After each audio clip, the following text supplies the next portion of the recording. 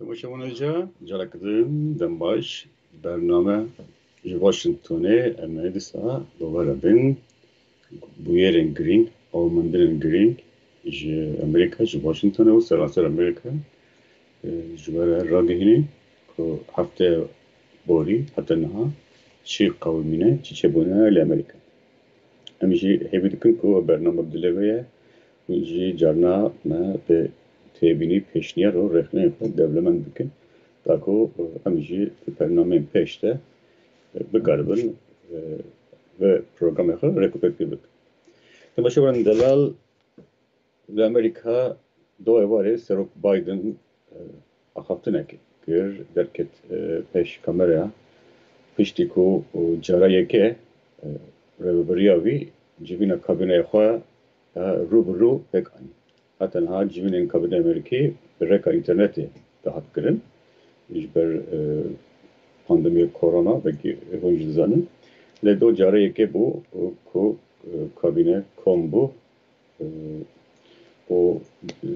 gringiya roja seçme doçu bu şeşmehin Serok Biden tamam mı? Cibin dibi demeda te ve ki yani min do cariye ke bu ko cibiyan Serok Biden وکی هر آخفتنا خواهد جبه آخفتنا خواهد جی بالکشان سر ویروس کرونا روشا پاندمی کرونا و برنامه هفته بورده جی گوتو بگو چوا دیسا ده هفته این دوری ده رجا پکتنین کرونا زده دبن اجی وکی زنگلن هشیار کرنه تن لخستن امریکا سرک بایدن دبیجه او وک سرک و روبریاوی Serketinin belbiçav dest xistine de varî şerê dijî koronayê de gelek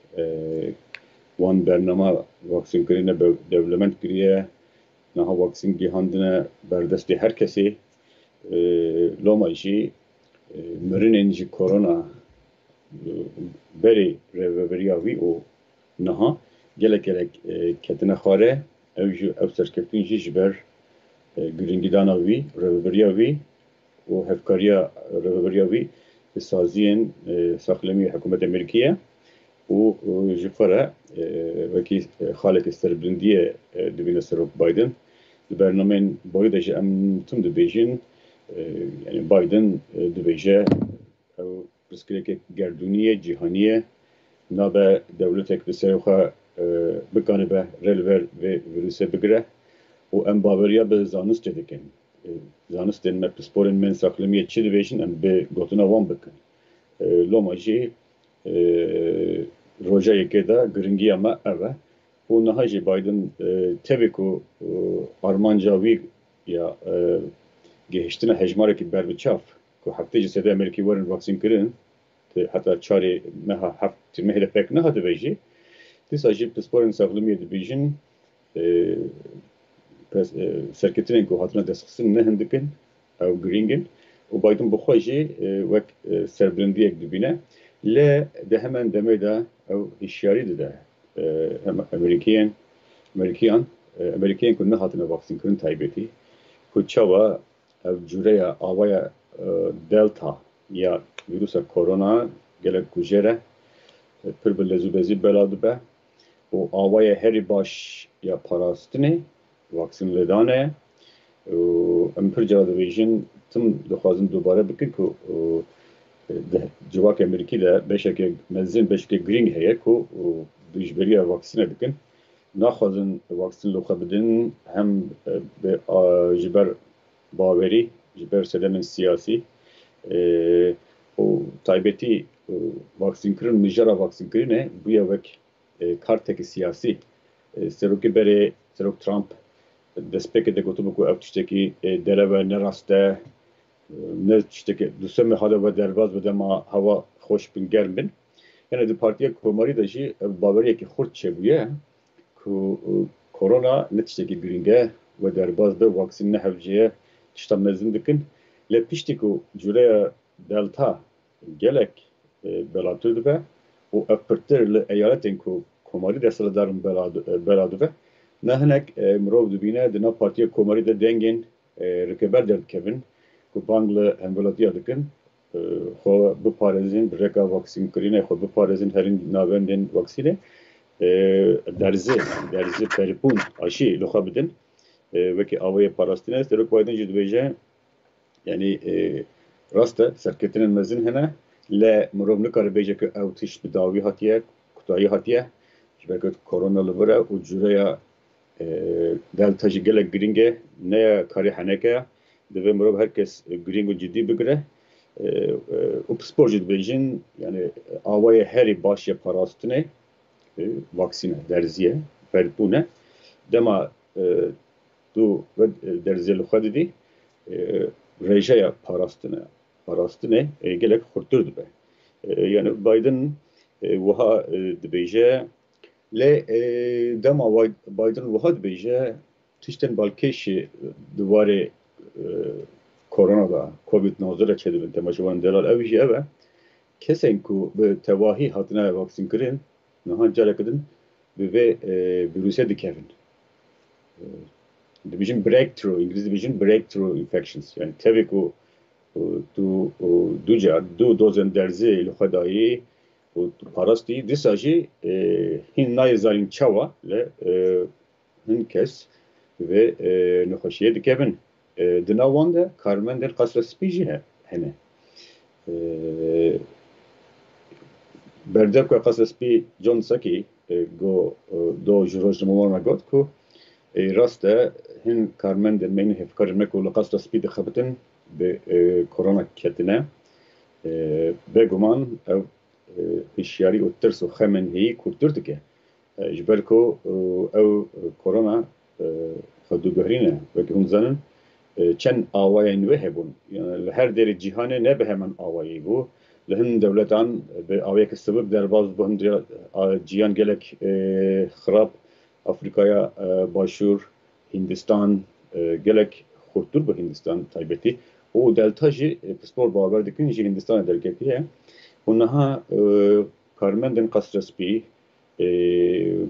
lê qasrespî dibêje ew kesên ku niha bi korona testê wan korona pozitif derketiye wan nêzîkî serok Biden nebûye yan ne serok ne jî cîgira wî Harris nebûne loma jî tu xeterî li ser wan tune ye dîsa hinek alîkarên seroka civata nûneran beşa jêrîn ya Kongres Amerîkî Nancy Pelosi hinek alîkareke wê jî herî kem yek bawer dikim jineke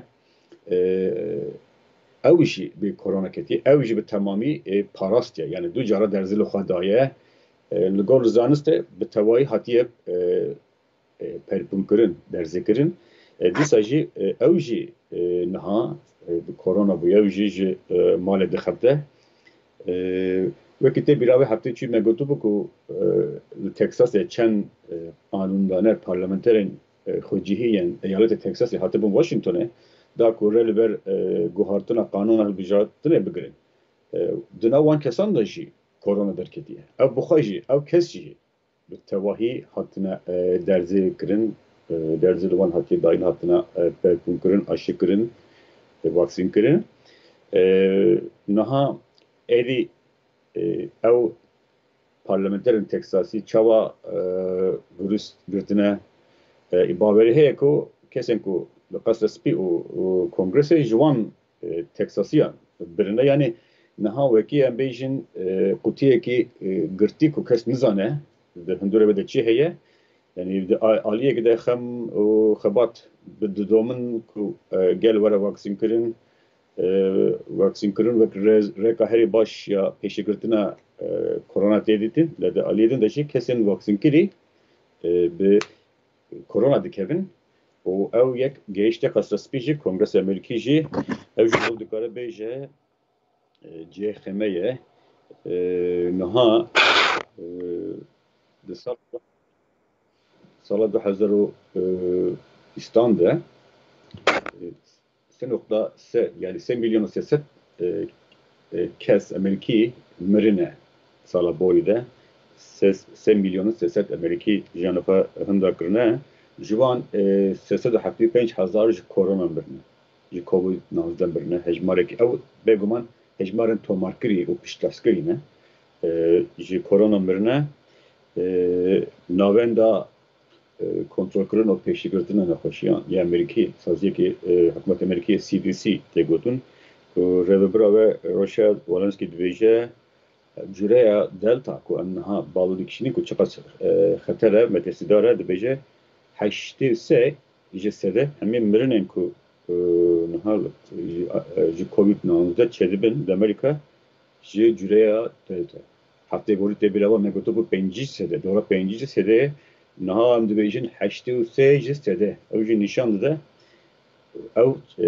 cüre, ew ava, ew neva çawa lez û bez belav dibe, çawa qas xeter e. Eyaletên wek Arkansas, Missouri, Florida û Louisiana ona pirtir başûr û başûrê Rojhilatê Amerîkî ne wekî me gotî pirtir destê komariyan de ne li wan çar ciya pêketinên rojane herî zêde li wan de re heye. Florida navenda seyahî ye, turizmê ye. Çiyên bajarên wek Florida, Orlando berabên avê plajên benvedanê hemî li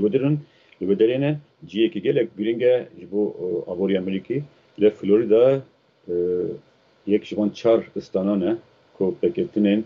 korona yên rojane gelek zêde dibin. Dîsa CDC dibêje her Amerîkî dora 78.8 sal dijî. Yani nêzîkî 8 sal emre temene Amerîkiyeke di şert û bercên normal de dibêje ew di 2019 de ew bû. Yani 78.3 sal dijî Amerîkiyek wekî hûn zanin Serok Biden 78 salî ye. Serokê civata nûneran Nancy Pelosi 82 salî ye. Yani Amerîkî dirêj dijî. Nav Kurda 65 salî ye pir caran. Belkî hîn jî kemtir. Lê CDC dibêje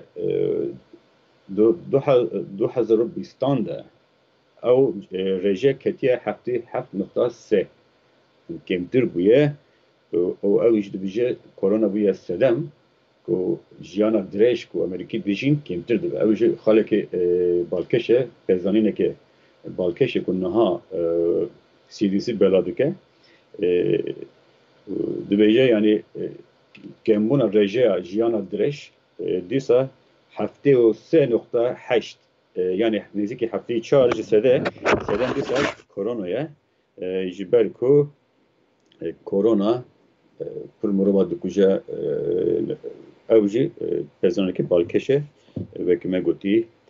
Temaşevan delal dubarê korona da mirov dikare bêje evin tiştên ku li wir çêdibin. Civata senatoran îro du nîv nêzîkî 2 saetê din çavereye civînek çêke ew paketa binêsaziya Amerîkîya hevbeş me gotibû hinek komarî û demokrat bi hev re dixebitin ka paketek bidin derbaskirinê da ku binêsaziya Amerîkîya ku pir kes dibêjin kevn bûye hewceyê nûjenkirinê hewceyê modernkirinê ye li ber e îro civînek çebe ev civîn jî dengdanek di civînê de çebe ku di ser ve paketê werin gotûbêj kirin yani gotûbêj û nîqaş hebin. Lê serokê civata serokê piraniya demokrat Chuck Schumer ku ragihand ku ev dixwaze îro gotûbêj bide bîne nav qanûndaneran ka dengdana ser bikin ku êdî senator li ser ve paketa hevbeş biaxivin. Lê komarî dibêjin hîn divê demek dem pirtir were veqetandin da ku gotûbêj şewir pirtir hebe. Loma jî îhtimal heye ku ew dengdanê îro komarî asteng bikin. Yani wekî hûn zanin her tiştek ku dengdan çêdibe divê şest deng hebin. Yani demokrat xudan pêncî dengin. Pêncî ji komarî ne ger 10 ji komarî dengê xwe nedin dengê xwe li ser dengên demokratan zêde nekin ve çaxe ev pêşniyar ev bernivîs dimire pûç dibe. Niha pisporên siyasî li Washingtonê çaver dikin ku komarî ve nehelin ku ev paketa bernivîsa paketa hevbeş ya binêsaziye were gotûbêjkirin. جبر کو او دبیجین هین زویه دبین دم پرتر سردهبه دموکرات دبیجین چند هفته هم داخن حتی کنگی هم باخن دوی ایدی آخفتن دکه به کریاری جی دمها هشت تبافه دت اما شبون دیرال سناتور جوات سناتور دکه به نابره یعنی کاری خواهد دیجه میدینه دا جلوماش جبو دموکراتان گرینگه که او پیشنیارا برنویسا پاکتا هر beş o برنویسا وان یه بخواه دموکرات بخواه بری سناتو جبات سناتورن تکه به نابره هاوینه دنگدان السربه بکن که او تمام کردن ل دموکرات بیشین کماری دو خازن گیرو بکن اخافتنه و پیشنیاری پاش بخون داکو او وره دما ben bedane da ku ev dengden çene be o paket neye der baskırın yani beguman her carem dibijin dema siyaset ekte beyan ekte cirok du aline demokrat dibijin ev naxwazın kar bakın peşyama digirin komariz dibijin demokrat tişten ne havce ne bingehin dinin dikin nav bernivise bari hükümete زده دکن دولت امریکی زده دکن جخا دولت امریکی گلک دین داره دینن و هنه دخوازن دین زده تر به پرتر به بیبی آواید بیشین ام نکارن پشکری بدن ل وقتی میگویی دموکرات دبیجین چاپشمر دبیجه اگر ایرو شسته دنگ پک نه هاتن یعنی کسی که دبیجین نه کماری دبیجین ام hazırım به هفته کار بکن او دنگی خودن ام ادی چی بکن به پاکت آخه Partiye Demokrat muhave lehev bikin binin bikin yek u emreka budget reconciliation ve avaya din ku nehevci penci şesti dengan ele be penci dengan penci u yek dengan te der baskın bir avayı binin peş senatoya ev jim rok dikare beje xaleki gringe ku the Kongres Amerika'da Roger ve gringe ve ki unzanın Amerika kanun zagon ji aliye Kongres sebetine kirin tabii ki Seroki Ameriki xudan destlat fermanın biryarın fermander ve destlat bir heye per caran kanunun mayinde kanunun kucuva ki peygamber dikin bireka kongres etenekirin o Serokji per caran naxozun ve hezaxa zuzu bikar birin daxozun kongres kari xo bike le kongres jiber ki daveş kiriye zuzu lehevnaye evji xaleki girin ki murud dikare beje ku Washington'e ایروز جاوی گله کس لسر و میجاره تلویزیون امریکی بحثه بادکن شیرو بکرن امریکی بحثه بادکن باشه ل سیاست در بچی هیه تماشون دلال و که اونجا دشوپینن چند روزن تابعیتی واشنگتن پست دست پکی ده راگانده بو ل خوشبران نامتوی افرویه گشتی امنستی اینترنشنل سازین جمهوری سازین دم به هفره لکوری نکریبو کو چابا بیشین روزنامه‌وان تنها گودار کردن تلفنان وان تنها گودار کردن او دبن آرمانجا سخوریه زدگاوی چاپتر ساندن چدبن نها واشنگتن پست راگان رادگینه کو حدی 108 روزنامه‌وان سرانسر جهانه بنا قربانیا سخوریا ویرنگی دناوان da روزنامه‌وان دنگ امریکایی هنه USAGM United States of America Global Media yani medya gerduni ya Velatin Yekûn Ameriki Devlet Yekûn Ameriki ku denge Amerika beşek jive sazı El Hurra Radyo Azat ya Avrupa Asya'yı denge Amerika Radyo Kuba ev hemi dibin sivana USAGM de dixabitin temaşavan delal CEO ya denki ya denge USAGM hanım kelo çav budaxuyene ke tundi bedenkirin erişkirin hackerin telefonan şermezar dike beje naya kabul kirin ku rojnaman bibi avayitene hedef kirin axaftin envanyan taybet ve vanyan taybet verin godar kirin ev nişan dide ku rojnamani çıqas dibin xateriyede buxa rojnamanın meji veki USAGM ji ketiye ve hevle evci nişan dide ku em kare ki heja dikin karema kare çavi hene kadetırsine ev Pegasus Project Pegasus Project hevleke hevbeşe Washington Post Ambition BBC gelek saziyên dengê Amerika bi hevra xebateke hevbeş didomînin li pirsinekê hevbeş li kunek hevbeş didomînin ku çawa teknolojiya nûjen tê xebitandin ji bo godarkirina telefonên serokwezîran, serokdewletan, rojnamewanan, bizavkaran kesên xwedan bandor wekî hûn jî zanin Serokê Fransî Macron, Serokê Iraqê Berhem Saleh di nav wan de ne ku telefonê wan hatine godarkirin û cê bêguman cê nerazîbûnê di Pegasus programeke kompanyekê İsraîlî ku NSO çêkiriye programekê behampa ye xastî ku tê zanîn tenê ev kompanî xwedan programek wiha ye bi reka vê spyware program dikarin tekevin nav telefona we hemî mesajên ku hûn dişînin axaftinên ku hûn dikin godar bikin yani tiştekî gelek pêşketî ye lê pirs çi ye tirs çi ye ev teknolojiya nûjen ji bo karên xirab sixorî têne xebitandin ew ji biye cihê xemo û nerazîbûn li cîhanê niha nerazîbûnek bertekên hişk û tund req hene ku çawa kompanyekê İsraîlî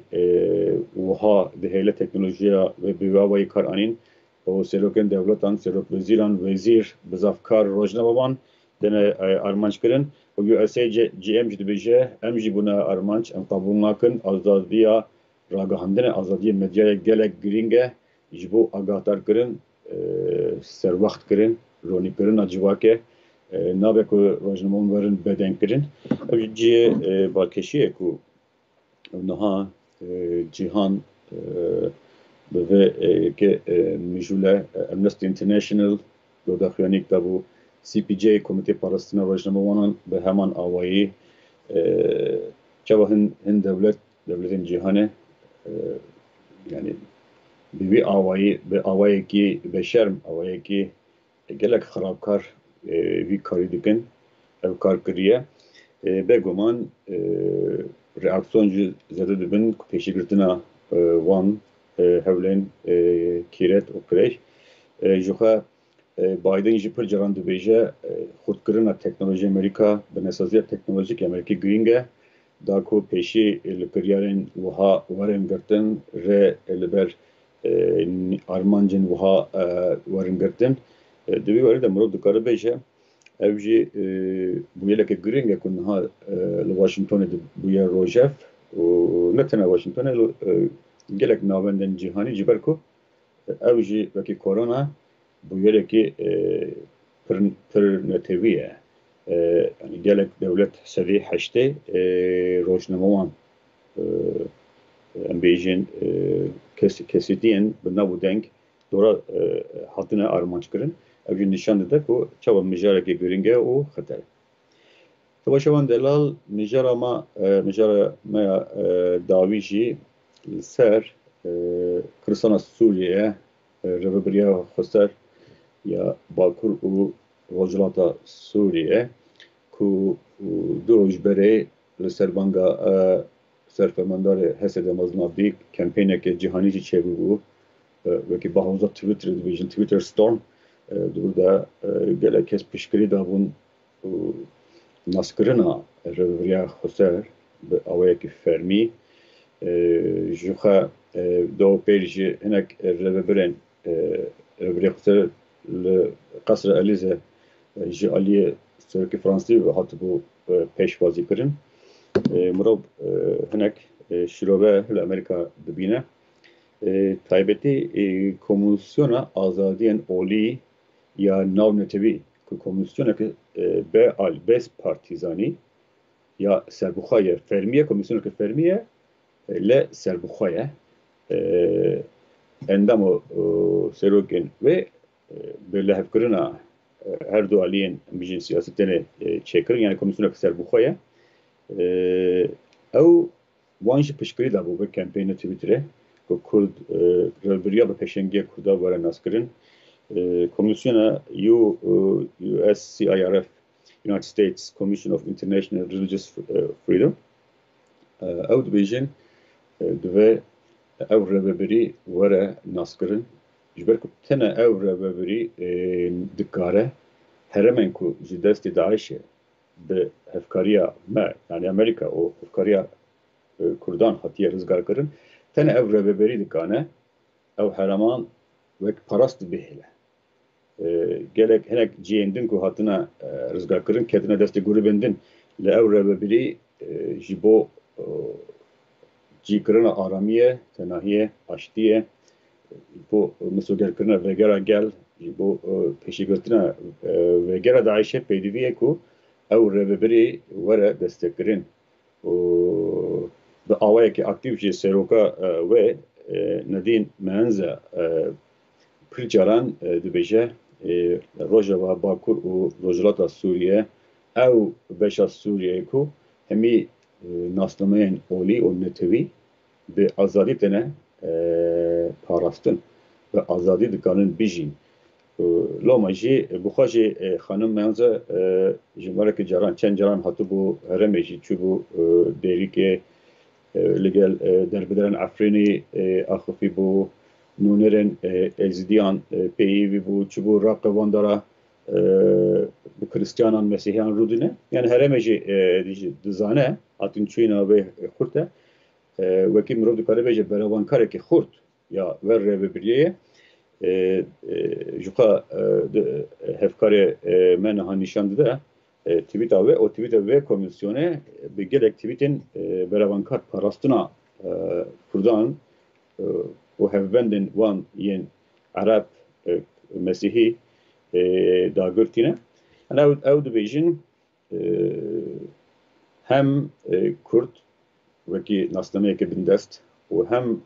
Erebên ku dijî rejima Sûriye ne Mesîhî Kristyanên ku gemanîne pirs caran bûna armanca reftarên xirab Êzidî ku bûna bûbûn armanca jenosîdek li Şengalê ew hemî tên parastin dibin rêveberiya xwesar de ve hikûmeta Amerîkî piştgirî bide wan di platformên wek Cenevre'de platformên ku ji bo siberoja Sûriye amade dibin dibe temsiliyeta wan dibe hebe Amerika hikûmeta Amerîkî rolekê giring bilîze temaşevanên hêja ev komisyon çend roj berê bi Wezîra Derve Amerîka Antony Blinken ra civînek çêkir dibir de bi fermî ji hikûmeta Amerîkî re pêşniyar dikin ku ev rêveberî divê hikûmeta Amerîkî bi fermî nas bike yani nasandinekî fermî bide vê rêveberiyê ji ber ku ev rêveberî hevkarê me ne dijî Daişê rol dilîzin jin pêşengin civakê de rolekê giring dilîzin yani nasnameya jinan tê parastin nasnameya netewên gemaniyên olî û netewî tên parastin û dibêjin ciyê ku ew lê hene bi milyona kes jiyana wan dibin parastinê de ye vegera Daişê çênabe